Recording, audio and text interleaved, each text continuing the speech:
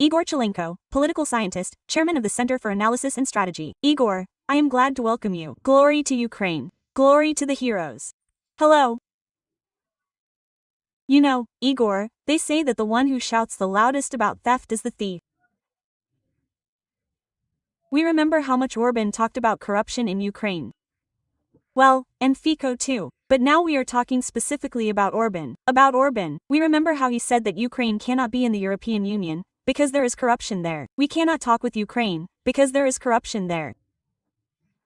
Now it turns out that corruption is not only visible to us in Hungary, but it is visible, and not only visible to the people who live in Hungary, to society, but society is also starting to get nervous about it. They are starting to get outraged. What do you think? Can this scandal and these investigations go far, or will it be, you know, in the news for 2 to 3 days and then everything will fade away?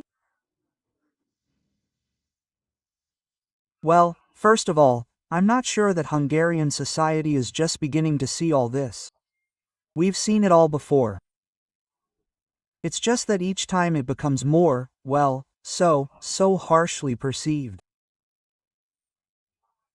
Well, it's not just that Peter Mader's rating is growing, the TISA party. Orban is far behind there. I think it's already -9%. And now he's in decline. If you compare him with, well, the Fidesz party with the TISA's party, there it's 43 versus 34%, but this isn't happening out of nowhere. Well, plus the topic of confrontation with the European Union, what is it based on? Because the European Union, comes and says, listen, well, we have a cohesion program and we have a cohesion policy. Let's fulfill the requirements of the European Union. Hungary does not fulfill this. Constant failures on the topic of the rule of law, on the topic of freedom of speech, the fact that now these corruption scandals are coming to light.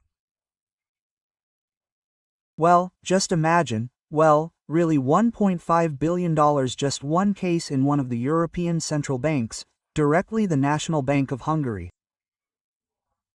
But this is simply incomprehensible. And how many more similar corruption scandals are now, well, are not at such a stage of public scrutiny?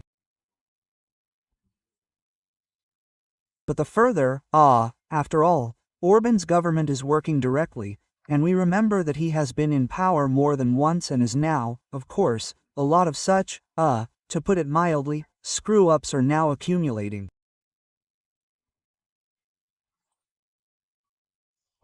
And this just shows that Orban should still be fighting these internal systemic problems, and not looking for another external enemy, which he found in the person of Ukraine. But nevertheless, it is clear that even now we see, well, definitely such a trend towards a decrease in Orban's rating, which was recorded by the latest opinion polls at the beginning of June.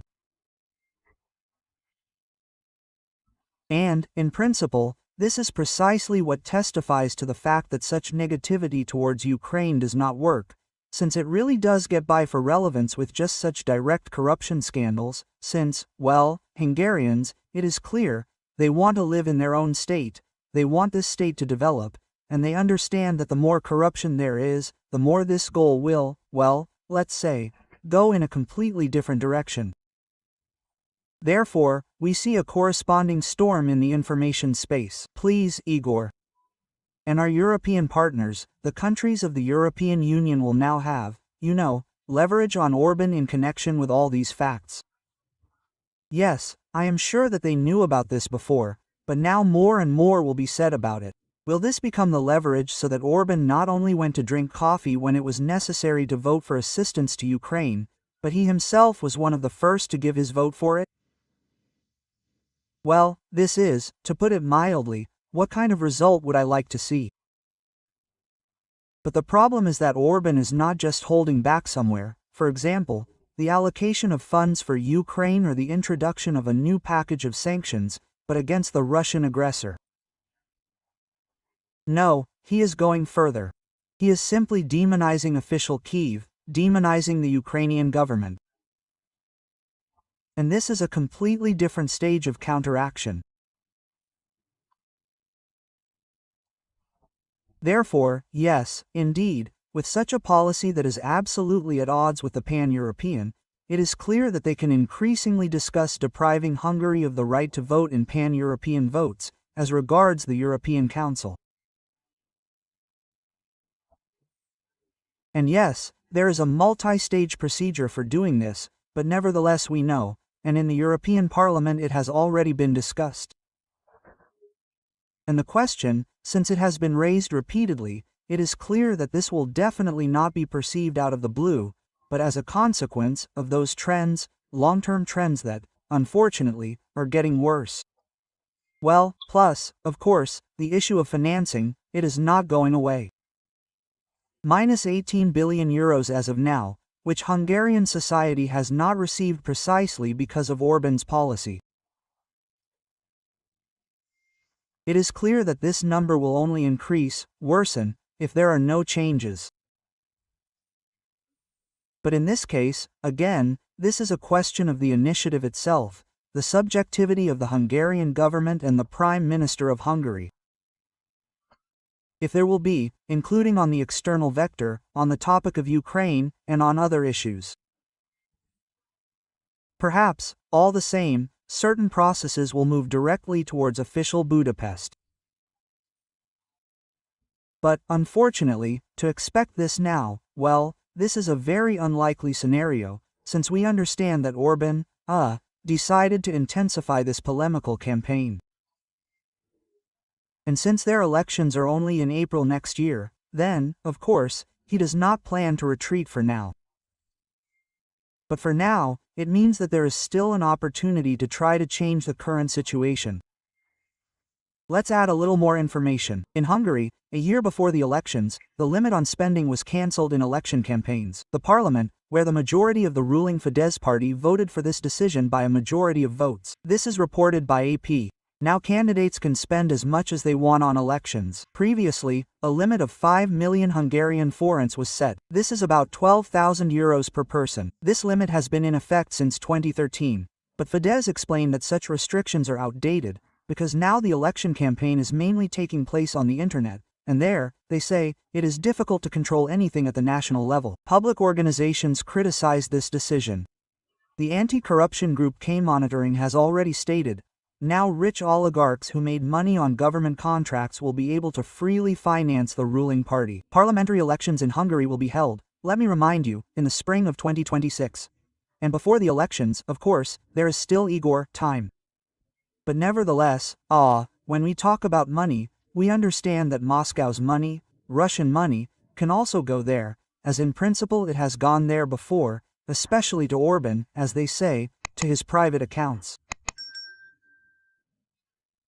Do you think we should expect another Russian intervention in matters that are not its own?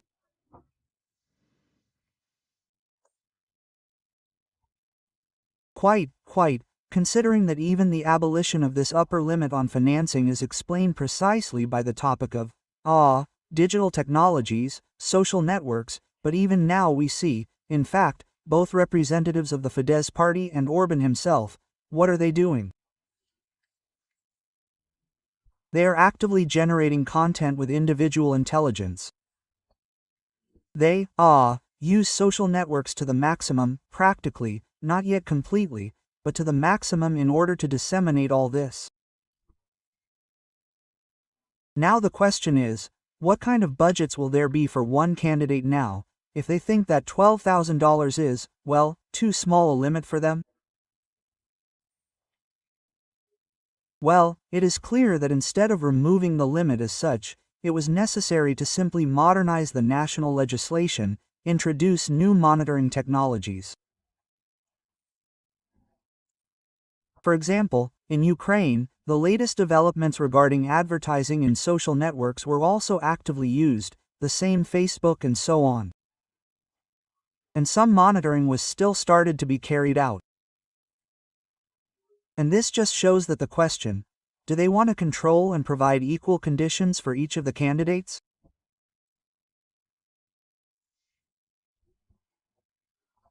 since the abolition of this upper barrier is, of course, evidence of who has more resources and will directly gain dominance, including, of course, in the virtual world, that is, the main channel of communication, delivery of information, as well as propaganda and election materials directly to the voter.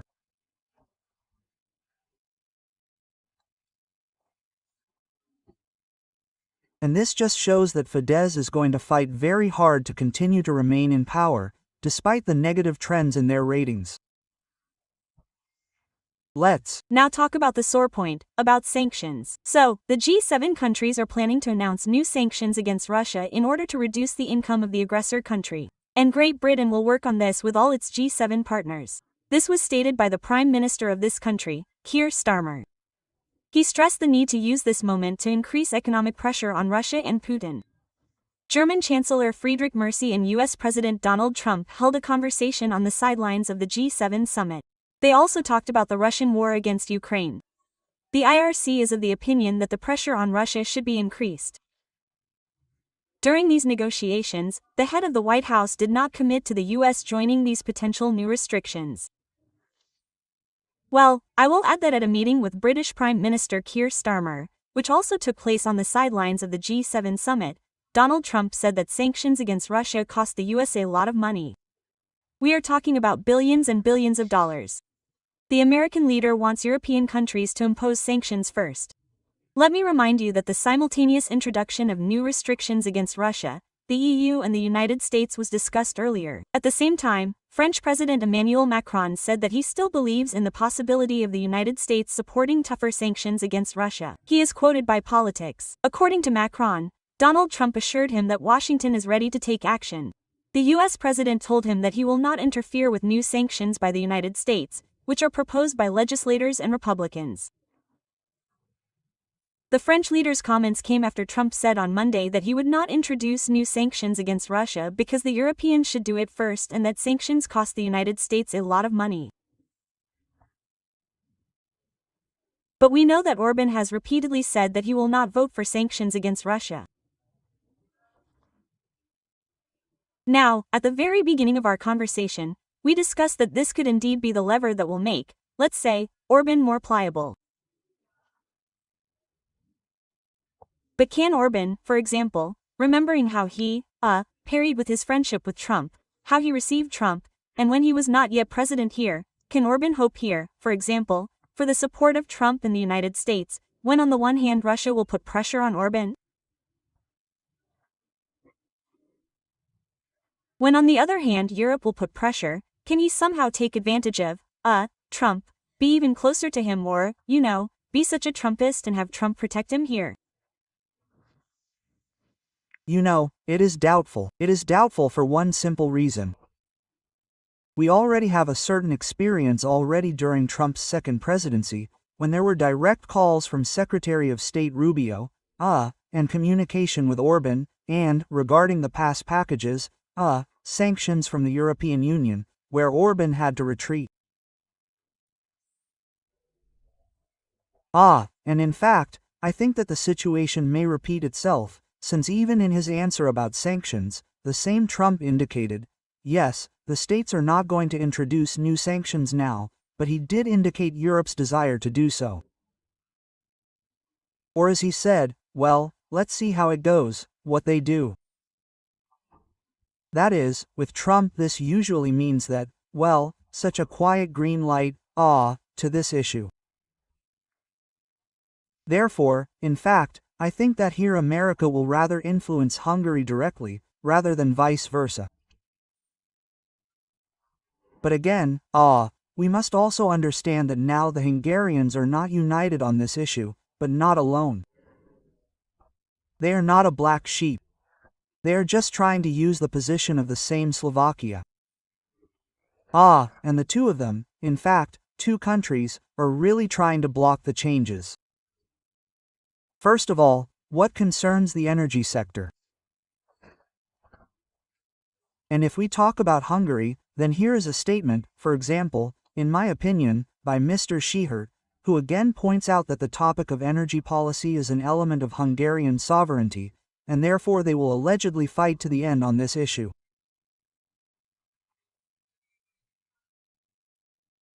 But they can simply, actually reach a situation where, for example, Russian oil will simply stop coming through the Druzhba oil pipeline, or something will happen along the Turkish Stream route. There are different situations and technical difficulties there. It's just that in reality, what is happening now is definitely not an upholding of Hungarian sovereignty. But this is simply an upholding of the ability of the Russian Federation to continue earning money for European consumers.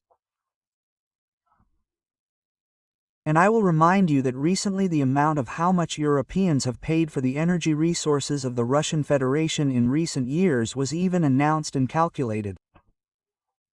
This is a colossal sum of 200 billion euros.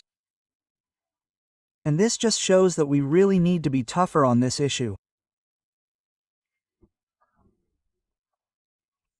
And the idea of the European Commission regarding the complete rejection of European energy sources already in the 27th year, and it is quite realistic for implementation, but again, of course, here we need a further fight against such shadow or not so shadow, but ambassadors of the Russian Federation, like the Prime Minister of Hungary Mr. Orban. Igor, thank you very much for joining our broadcast. Igor Chаленко, political scientist, chairman of the Center for Analysis and Strategy, was in touch with us. Breaking news, exclusive videos from the front line. Deep analytical reviews and only the most authoritative speakers. Subscribe to the FREEDOM YouTube channel so as not to miss the main thing.